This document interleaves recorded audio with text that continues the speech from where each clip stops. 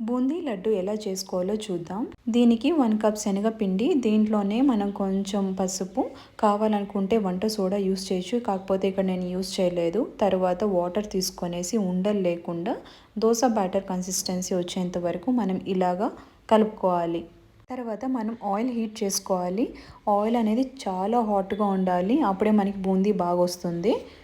ఇంకోటి ఏమంటే, మనం బూందీ చేసుకున్నప్పుడు ఇది క్రిస్పీగా అవ్వాల్సిన అవసరం లేదు. మనం లడ్డు చేసుకుంటున్నాం కాబట్టి కొంచెం ఫ్రై అయిపోతే సరిపోతుంది. సో ఇంకొక బ్యాచ్ కూడా నేను ఇలాగ వేసుకునేసి పక్కకు పెట్టుకుంటున్నాను. దీంట్లో సగం ఏం చేస్తానంటే నేను పొడి చేసి పెట్టుకుంటాను, లడ్డూలు చేయడానికి ఈజీగా ఉంటుంది. ఇలాగా పట్టి చూస్తే మనకి సాఫ్ట్గా ఉంటుంది. సో ఇది పర్ఫెక్ట్ కన్సిస్టెన్సీ లడ్డూకి.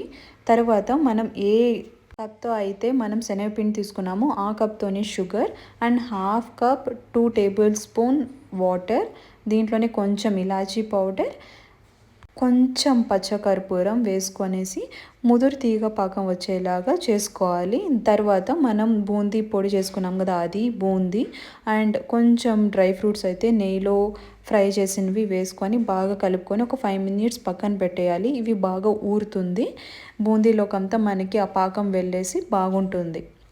తర్వాత మనం కొంచెం వెచ్చగా ఉన్నప్పుడే వీటిని ఉండలు కట్టేయాలి, లేకపోతే మనం ఉండలు కట్టడానికి ఈజీగా ఉండదు. వీటిలో మీకు కావాల్సిన డ్రై ఫ్రూట్స్ వేసుకోవచ్చు. నేను ఇక్కడ మెలన్ సీడ్స్ కూడా వేసాను. మీరు కూడా ట్రై చేసి ఎలా వచ్చిందో చెప్పండి.